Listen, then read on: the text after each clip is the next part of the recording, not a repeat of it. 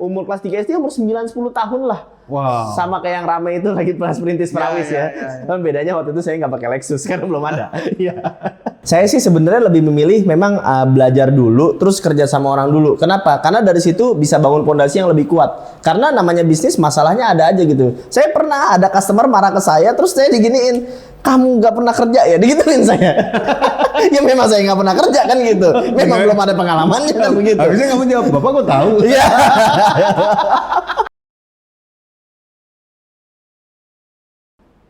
Ya, selamat datang di podcast Asia Council Small Business bersama saya Muhammad Faidur Rahman, Chief Financial Officer dari PT Makmur Fokus Rezeki, dan bersama narasumber saya Dr. Christo dari InHarmony Tower.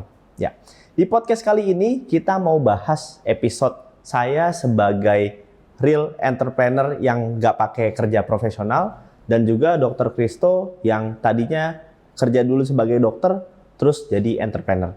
Kita mau bahas secara detail dan lengkap dan tentunya berisi dan insya Allah bermanfaat. Kira-kira jalan yang kita pilih ini apa sih tantangan masing-masing dan gimana cara menghadapinya? Mungkin silakan Dr. Christo dijelasin perjalanan singkat awalnya gimana sih jadi dokter terus jadi pengusaha. Ya memang kalau dari awalnya ini memang kan dokter ya, dari sekolah kedokteran, lulus dokter, lalu sempat praktek-praktek kerja ya, biasalah kalau dokter itu cari kerjanya di klinik-klinik jaga 24 jam atau jaga di klinik jadi dokter pengganti dan sebagainya. Lalu saya sekolah pendidikan spesialis gitu, mengambil spesialis penyakit dalam karena memang keinginan dari keluarga, orang tua pengennya saya jadi spesialis. Kebetulan orang tua dokter gitu ya. Orang tua dokter juga. Pengen anaknya juga jadi dokter yang lebih dari orang tua, yaitu dokter spesialis. Nah, di tengah-tengah lagi pendidikan spesialis, di mana pendidikan spesialis itu sebetulnya seperti kerja sebagai dokter, kerja di rumah sakit, jaga di poliklinik atau jaga di IGD, jaga di ruangan. Persis kayak dokter yang kerja gitu ya, cuman diselipin ada kuliah tengah-tengahnya. Lalu habis itu saya mulai buka usaha ya, yaitu buka klinik saya sendiri gitu, dari waktu sedang menjalani pendidikan spesialis penyakit dalam. Nah, dalam prosesnya itu saya belajar jatuh bangun juga sambil sekolah, sambil kerja ya. Kalau sekolahnya pendidikan spesialis itu kerja ya, jadi bukan kayak kuliah full, tapi lebih banyak 80%-nya kerja, 20%-nya kuliah gitu ya. Berarti selama berapa tahun tuh? Mulai 5 tahun lebih ya. 5 tahun lebih, berarti abis lulus kuliah kedokteran, abis itu kerja sekalian ya? Ya, itu sempat 2 tahun dulu jadi dokter praktek, lalu 5 tahun kemudian saya, selama 5 tahun berikutnya saya menjalani pendidikan spesialis penyakit dalam, nah sambil mulai berbisnis ya, buka klinik sendiri gitu di tengah-tengah saya sekolah. Nah, lalu selesai sekolah, lulus, saya masih praktek tuh. Jadi saya melamar di satu rumah sakit dan akhirnya saya berpraktek sana selama 8 tahun, tapi juga sembari mengembangkan klinik saya sendiri gitu. Nah, itu startnya kenapa pengen punya klinik sendiri? Kan tadi dari orang tua pengennya jadi spesialis aja. Ya memang saya mikir waktu sedang pendidikan spesialis saya sudah pikir panjang jauh ke depan ya, bahwa kalau pendidikan spesialis ini kan akhirnya ujungnya akan jadi dokter spesialis yang praktek di rumah sakit, dan kalau melihat senior-senior saya yang ada di sana gitu ya, itu prakteknya ya dari pagi sampai malam. Ya, kebetulan contohnya juga nggak jauh-jauh orang tua sendiri ya, orang tua saya juga dokter yang prakteknya dari pagi di rumah sakit sampai siang sore, kemudian sore sampai malam praktek lagi gitu ya di praktek pribadi. Jadi ya memang sepertinya kehidupan dokter itu rata-rata seperti itu. Ya, dan bukan cuma prakteknya pagi sampai malam saja, tapi memang terikat ya, hampir bisa dikatakan setiap hari datang ke rumah sakit atau tempat prakteknya atau ke kliniknya, dan ditambah lagi hari libur pun juga biasanya masih gitu. Karena kalau dokter di rumah sakit ada kewajiban untuk visit ya, walaupun kita nggak buka pelayanan di rawat jalan atau poliklinik, karena kita punya pasien di rawat inap, jadi hari Minggu pun kita biasanya ada visit juga pasien di rumah sakit. Sehingga memang yang saya lihat itu kayaknya wah itu penuh keterikatan gitu. Oh gitu. Dari pagi Jadi, sampai malam tiap hari kayaknya ini bakal jadi masa depan saya 30-40 tahun ke depan gitu. dan tiap hari begitu terus ya. Dan akan seperti itu terus tiap hari Oke, gitu. oke. Jadi karena melihat masa depan yang sepertinya kok kayaknya diikat sekali ya, akhirnya mencoba cara lain. Bisa dibilang begitu ya? Ya, sambil mencoba cara lain, tapi waktu itu memang masih sambil menjalani proses atau menjalani apa yang ada juga sih. Oke. Nah, terus berarti kan dokter mulai startnya itu dari sekarang kan positioning dokter ini kan sebagai klinik vaksin ya. Mungkin bisa dijelasin nggak awalnya itu start langsung vaksin apa ada klinik umum atau gimana sebenarnya? Secara singkatnya. Iya, memang waktu awal mendirikan InHarmony itu InHarmony, sebetulnya secara nggak sengaja saya ditawari berpraktek di satu toko obat ya. Dia Oh, kasih oke. tempat.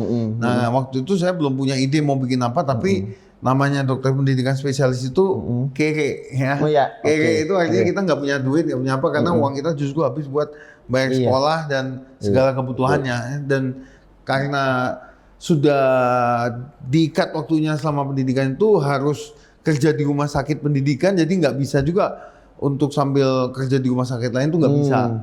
Nah, satu-satunya jalan adalah kita buka praktek pribadi yang jadwalnya bisa kita atur sendiri. Ya. Oh, Karena gitu. yang itu kan tidak membutuhkan komitmen. Betul, betul, Jadi betul. waktu itu saya ya numpang praktek di toko obat punya orang. Nah, singkat cerita sih dalam beberapa bulan saya buka praktek yang masih numpang itu sudah mulai kepikir harus membuat sesuatu nih gitu kan, karena kayaknya kalau cuman praktek biasa ya nggak keren lah ya. Ini biasa lah ya, di mana-mana juga begitu Iya, ya kan. iya. Nah, jadi saya mengikuti satu seminar, satu pelatihan Oke. namanya Vaksinologi Training waktu itu, di mana diadakan oleh Satgas Imunisasi Dewasa, berarti vaksinasi untuk orang dewasa. Nah, itu masih baru banget zaman tahun 2011 itu, bisa dibilang Pionir? ya baru awal-awal lah. Oke. Jadi dokter pun belum banyak yang tahu bahwa orang dewasa juga perlu dan divaksin. bisa mendapatkan Oh, vaksinasi. oke. Nah, Oke. jadi di situ mulai dapat idenya saya bahwa kalau orang bisa sehat nggak harus sakit, kenapa harus sakit kan gitu. Oh, Kalau oke. kalau anak-anak itu imunisasi udah banyak di dokter anak, kalau orang dewasa ada di mana? Di mana? Nah, Oh, ini baru oke. mulai ada lampunya gitu Iya, muncul iya, gitu kan. iya, iya. Nah, lights and idea gitu. Iya, Oh, iya. kenapa saya nggak coba buat? Jadi akhirnya tempat praktek saya itu yang tadinya numpang, saya mulai mengalihkan ke kontrakan saya sendiri gitu ya. Kontrakan. Jadi di kontrakan, di rumah kontrakan, kebetulan saya juga baru nikah waktu itu, jadi saya coba membuka praktek di ruang tamu. Ya, kalau orang Amerika Silicon Valley kan biasanya buka bisnis di garasi. Betul. Nah, gitu kan. Betul. Kalau ini kalau ruang praktek nggak mungkin di garasi. Jadinya di ruang tamu ya. Iya, di Oke. ruang tamu. Ya, jadi ruang tamu disulap jadi tempat praktek. Ya, kemudian karena memang visinya, keinginannya sudah, ya jangan saya aja yang praktek. Saya nggak mau kayak orang tua saya pagi sampai malam tiap hari praktek. Jadi saya udah pikir suatu saat harus jadi klinik gitu. Makanya saya udah kasih nama klinik InHarmony. Ya, kebetulan yang toko obat yang pertama ada daerah Harmoni, jadi namanya InHarmony gitu. Dengan harmoni aja. Nah, itu jadi saya bikin tempat praktek yang udah di label atau di branding sebagai klinik, walaupun secara perizinan waktu itu belum ada izin klinik, tapi lebih ke tempat praktek sih. Ya, tapi emang kita settingnya udah pengen buat semacam klinik gitu. Itu udah dari tahun 2011. Nah, mendapatkan ilham vaksinasi buat orang dewasa ini Itu tahun berapa tuh? 2011 juga. 2011 juga. Jadi kira-kira Oke. setengah tahun dari InHarmony itu buka, saya mulai dapat ilham, idenya dan sebagainya. Akhirnya saya memulai di sekitar kuartal 3 kuartal 3 lah dari 2011 itu untuk membuat klinik InHarmony menjadi klinik vaksinasi. Oke. Gitu awalnya sih begitu. Oke, awal-awal gitu ya. Terus dari sisi sebagai dokter nih kan sudah memberanikan diri untuk gua nggak mau nih begini terus gitu kan. Iya. Hidup seperti orang tuanya yang udah pagi siang terus malam gitu kan. Nah, cuman sekarang nih sudah sebagai pengusaha nih. Tadi saya dengar di belakang layar tidurnya sampai jam 4:30 nih. Baru tidur jam 4:30. Itu kan berarti kan ada disparitas ya antara yang ketika masih jadi dokter nggak pengen kayak gitu sama jadi pengusaha jadi seperti itu malah. Nah, ini gimana cara mentekelnya gitu? Karena masalah pasti ada, tapi peluang juga kan tetap ada gitu. Iya, tapi kalau bicara kita jam tidur sebetulnya sih mau jadi dokter, mau jadi apa aja, pasti mau begitu tidur jam ya? berapa aja bisa sih. Bisa ya? Tergantung ya. Nah, tergantung sekali. Ada teman-teman senior saya juga yang tidurnya selalu pagi gitu kan, jam 2 ke atas karena emang selalu praktek sampai malam, tapi ada juga yang memutuskan untuk saya hanya praktek sampai sore, saya tidur lebih awal. Saya rasa itu lebih ke personal ya, personal masing-masing. Nah, kalau sebagai pengusaha ya kadang-kadang itu juga karena tekanan ya, ada betul. target, ada tantangan, ada yang harus capai. Cuman yang menurut saya beda apa bedanya adalah jadi pengusaha itu kita yang menentukan, gitu kan? Kita yang menentukan apa yang mau kita lakukan. Ya, kita menentukan tanggung jawab apa yang kita ambil. Ya. Ya, yang dimana itu berbeda dengan kalau saya sebagai profesional, waktu saya sebagai profesional bekerja itu ditentukan oleh perusahaan atau oleh orang lain, oleh atasan, customer, oleh klien, klien juga, oleh bos. Ya kalau di rumah sakit mungkin nggak terlalu oleh klien ya, karena kalau di rumah sakit kan kayak visit ya pastinya rawat inap ya, dimana mau datang jam berapa aja, selama kalau bisa sih jangan ganggu jamnya dia udah tidur ya. Gitu. Jadi tengah malam ya sebelum jam 12 kadang kita juga masih oke untuk visit sih gitu. Jadi tapi kan kita ditentukan harus visit setiap hari, harus ada jam kerjanya juga di rumah sakit, dan untuk libur juga susah, harus cari sama teman ini siapa yang bisa menggantikan, kadang harus saling menggantikan juga, dan pasiennya juga nggak boleh terbengkalai, artinya jam berapa pasien ada keluhan kita bisa ditelepon, ya kemudian hari-hari di mana kita nggak praktek pun juga ditelepon untuk dikonsultasikan dan sebagainya. Jadi memang tekannya lebih banyak eksternal dari luar, dan itu jadwal lebih banyak diatur oleh pihak luar. Sedangkan ketika jadi pengusaha, tekanan itu lebih datang dari diri sendiri. Kita yang nge-push atau menekan, mendorong, memaksa diri kita sendiri untuk gimana kita mau maju. Kalau mau santai juga bisa. Bisa aja. Kalau mau maju juga bisa. Bisa aja, mau betul. tidur jam 8 juga bisa. Mau tidur jam 5 pagi juga bisa. Ya, tergantung kita mau seperti apa kan gitu. Apa yang mau di-achieve berarti ya. Betul, apa yang mau di-achieve gitu. Mau liburnya di hari Minggu bisa, mau liburnya di hari Senin pun bisa. Bisa aja. Mau liburin 1 minggu bisa, mau liburin 1 bulan juga bisa. Berarti freedomnya itu yang jelas ada ya. Menurut saya sih beda ya, bukan freedom ya. Tapi lebih ke decider kali ya. Decide kali ya bahasanya.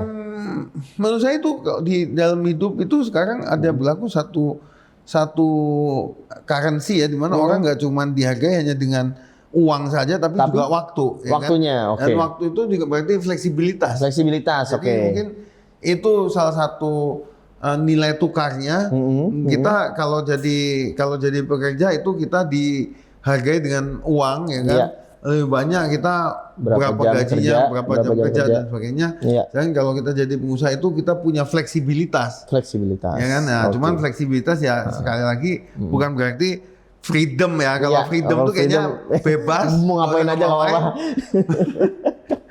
Menurut saya sih mau itu kerja, mau itu usaha, mau itu apapun ya, kalau kita nggak ngapa-ngapain ya nggak bisa lebih, nggak bisa maju, kecuali ya kalau kita udah punya portfolio yang sudah sistemnya running by itself kan gitu. Nah, mau nanya nih dok, tadi kan sudah kepikiran gue nggak mau begini terus, ini gue nggak mau gue mulu yang praktekkan gitu berarti. Nah, itu mulai turn off nggak prakteknya, maksudnya mulai hiring mungkin perawat kah atau dokternya kah, itu kapan tuh momennya tuh? Memang nggak langsung ya, kalau kita namanya usaha dimulai dari ibaratnya tadi garasi atau ruang tamu kontrakan juga. Modal nggak ada, nggak mungkin kita hiring itu perawat, apalagi dokter, apalagi manajer klinik. Itu terlalu muluk lah untuk yang baru banget untuk starting ya. Untuk starting. Apalagi kalau kita bukan startup yang dapat investor. Apalagi kita kan di sini merintis sendiri. Jadi ya kita yang pertama kita praktek sendiri, cari pasien kita sendiri, cari market kita sendiri, cari opportunity kita sendiri, sampai kita mulai dan selalu menyisihkan ya dari penghasilan, sampai kita mulai merasa cukup stabil nih keuangannya untuk kita mulai punya karyawan 002 ini, karena kan kita 001. Oh, 01 ya. Oke. 001 ya kan. Nah, jadi ketika kayaknya udah mulai stabil, kayaknya cukup nih. Ya setahun ini kayaknya udah oke gitu ya, nggak harus tahun sebetulnya sih. Iya, ya pokoknya pas stabilnya ya, aja. Stabilnya aja, berapa bulan pun kalau udah kelihatan bakal stabil ke depan, ya udah nggak apa-apa. Saya mulai rekrut 002. Apa tuh yang pertama direkrut tuh? Admin ya. Biasa. Oh iya, biasa bener admin ya. Admin sekretaris gitulah ya. Admin sekretaris. Ya. Nah, pertama kali rekrut dokter tuh kapan tuh? Atau perawat tuh? Atau gimana? Karena untuk runningnya sebuah klinik kan pasti butuh itu. Nah, perawat juga awal nggak sanggup kalau langsung gaji perawat UMR gitu kan. Waktu zaman tahun 2012 ya, 12, jadi 1 tahun setelah saya itu udah mulai ada perawat, tapi perawatnya part timer. Oh, masih part time. Tergantung waktu bukanya gitu ya. Ya, tergantung waktu bukanya. Jadi perawat part time lebih gampang untuk dikelola ekspektasinya karena dia udah punya gaji. Kita basically just nambahin uang saku dia. Iya, betul. Ya. Dengan part dia yang waktunya masih ada, terus habis itu dibantu. Mulai hiring dokternya kapan? Hiring dokter 2015 kurang lebih ya. 2015 tuh udah mulai punya dokter juga masih part timer lah. Part time gitu. Juga, Betul, sampai akhirnya berapa ya 2016 itu udah dokter, perawat udah full time semua. Jadi beberapa tahun lah itu fasenya sampai benar-benar kita mulai lepas dan mundur. Ya. 2017 saya udah mulai mengurangi praktek dan mungkin 2020-an, 2018-19 mungkin udah hampir nggak praktek sama sekali, hanya kayak seminggu sekali begitu saja, hanya minimal aja. Berarti itu porsinya ya, tadinya full profesional 100% gitu kan, lama-lama entrepreneur masih 0%, lama-lama turun, entrepreneur naik gitu ya. Betul. Akhirnya kebalik ya. Nah itu memang kalau saya fasenya gitu. Fasenya begitu ya. Kalau Mas Mova sendiri gimana? Nah kalau saya ini sebaliknya. Jadi saya ini memang mulai start bisnis itu kan di 2018 ya, umur 17 tahun itu bikin perusahaan gitu kan. Oh itu berarti masih sekolah? Lulus SMA, punya KTP, langsung bikin PT. Wah, iya. Nah, itu nggak mau rugi ya? Iya betul. Dimanfaatkan banget. Jadi langsung gitu. Saya belum pernah kerja bener-bener sama orang sama sekali gitu, kerja profesional itu belum pernah tuh. Jadi ya SOP ya saya belum pernah punya gitu kan, disuruh-suruh orang juga belum pernah gitu. Jadi saya belum kebayang kayak gitu. Tapi startnya ya nggak mungkin nggak saya langsung bisnis. Jadi awalnya tuh mulai start dari TK itu saya disuruh sama orang tua saya, ini mau ada stiker, coba kamu bagi-bagiin ke teman kamu. Dan saya baru sadar, stiker itu tuh sebenarnya saya mengetahui market sukanya apa sih. Tapi ya dulu kan belum bisa dijelasin, saya masih TK kan gitu. Tapi yang saya baru sadari sekarang, jadi saya tuh belajar apa sih sebenarnya yang teman-teman saya pengen. Karena saya bilang, Bun nggak mau ini stiker Barbie, saya kan cowok, ngomong gitu. Terus belajar segmentasi. Iya benar, belajar segmentasi. Ibu saya bilang, loh Mov, kamu itu jualan bukan yang kamu pengen, tapi yang orang pengen kan gitu. Nah itu saya start belajar itu dari situ. Terus abis itu kelas 3 SD saya itu karena waktu itu kan saya bukan sekolah formal, jadi semi homeschooling gitu. Jadi pindah-pindah tuh sekolahnya, di rumah orang mana, di rumah orang mana. Nah itu kan pindah-pindah, panas posisinya. Akhirnya ada momen jualan es lilin. Waduh. Itu startnya dari situ, es lilin, harga 1.000-an. Mulai jualan, betul. Berapa itu? Umur kelas 3 SD umur 9-10 tahun lah. Wow. Sama kayak yang rame itu lagi perintis perawis ya. Kan bedanya waktu itu saya nggak pakai Lexus karena belum ada. Nah, terus abis itu kelas 3 SD jualan es lilin, kelas 3 sampai kelas 4 lah. Kelas 5 SD itu saya ingat ada yang keripik pedes dari Bandung yang happening banget tuh. Maici. Nah, jangan sebut brand dong. Udah bilang Bandung padahal ya. Nah, jadi pokoknya keripik pedes dari Bandung ya kan. Di podcast ini begini nih memang. Nah, jadi dari situ karena emang trennya lagi naik. Cuman kan waktu itu kan keripik yang dari Bandung itu kan mahal ya, belasan ribu ya, sampai 18.000 kalau nggak salah. Teman-teman saya anak SD siapa yang punya jajan 18.000? Paling ya 1.000, 2.000, 5.000 paling mahal gitu kan. Akhirnya dari yang sekilo di repackaging. Nah, itu di repackaging lagi. Jadi saya mulai situ ya. Bisnis mulai dari situ. Jadi sebenarnya kelas 3 kelas 4 SD ngerti revenue lah. Jadi ada saya tahu ini kalau jualan dapat duit 1.000. Jadi pagi bawa 20, terus pulang bawa 20.000 kalau laku semua kan gitu. Tapi alhamdulillah laku semua sih, alhamdulillah. Nah, jadi ketika pas kelas 5 kelas 6 SD itu baru ngerti bahwa ada namanya modal. Kan tadi nggak kepikir kan, udah disuruh jualan aja. Jadi gini, dijelasin sama orang tua saya bahwa ini keripik pedas yang kiloan kan belinya. 1 kilo harganya Rp50.000. Terus kalau dikecil-kecilin bisa jadi 100 piece, Rp100.000. Berarti kan jualnya 100.000 modal Rp50.000. Nah, di situ baru paham tuh ada namanya gross profit. Di situ, itu gross profit tuh mulai paham. Setelah gross profit udah paham kelas 5 6 SD, terus abis itu skip SMP saya nggak jualan, SMA saya baru jualan lagi tuh jualan keripik pisang. Nah itu baru paham apa itu laporan keuangan, karena saya bingung dulu waktu jualan keripik pisang itu kan keripik ada terus ya, iya makanya keripik terus ya karena snack kali ya, gampang jualannya kali ya. Jadi karena keripik pisang itu saya taruh di toko sana, toko sini, saya sendiri tuh bingung. Ini barang gua tuh banyaknya ada di mana ya? Ini tuh barangnya gimana gitu. Akhirnya ngerti lah laporan keuangan dan lain-lain gitu. Jadi itu journey-nya waktu itu jualan, terus start bisnis ya. Di 2018 bikin PT Gria Darumadani Perumahan. Jadi belum pernah kerja ya? Belum pernah kerja sama sekali sampai hari ini gitu. Jadi kalau belum pernah kerja terus langsung usaha itu gimana itu caranya untuk bisa belajar tahu profesional itu seperti apa, kita harus gimana, SOP juga nggak pernah tahu, nggak pernah ngerasain gitu kan. Tanya ke yang ngerti duluan. Nah gitu, kita kan bisnis nggak sendirian ya. Alhamdulillah saya waktu 2018 kan bisnis bareng orang tua saya juga gitu kan, sebagai pewaris gitu. Cuman untuk yang selanjutnya saya sempat bikin resto ayam goreng lah, tahu Sumedang lah, terus jualan lantai juga akhirnya sekarang. Jualan lantai maksudnya vinil. Sewain tempat? Bukan, jualan lantai itu maksudnya material bangunan, bahan bangunan. Jadi lantai, dinding gitu, lantai dinding. Keramik gitu. Keramik gitu, interior eksterior gitu kan. Nah, gimana caranya tahu SOP dan lain-lain? Partneran sama yang ngerti, sama yang lebih berpengalaman, dia udah tahu, pernah bikin SOP dan pernah kerja juga. Akhirnya disitulah tackle masalah-masalah SDM terutama. Maksudnya gitu. partneran tuh merekrut Bukan hire apa? Enggak, partnership. Jadi lu saham berapa, gue saham berapa. Co-founder, bener. Jadi saya sebagai founder, teman co-founder, atau sebaliknya ada teman yang ngajakin saya bisnis, jadi kita makin ngerti gitu. Jadi itu sih startnya dari situ. Gimana sih jadi pahamnya? Berarti mesti tahu juga ya sedikit banyak. Sebetulnya kalau kita nggak tahu ya harus cari orang yang tahu. Betul. Iya, kita harus benar-benar memahami apa yang kita pahami dan paham apa yang tidak kita pahami. Saya kira semuanya belajar sendiri. Ya, itu nggak mungkin kayak dapat gitu. dari kuliah. Iya. Nah, saya juga kuliah kan 3 tahun setelah bisnis. Oh, jadi justru Bisnis dulu, merasa bego baru kuliah. Wah. Nah, gitu.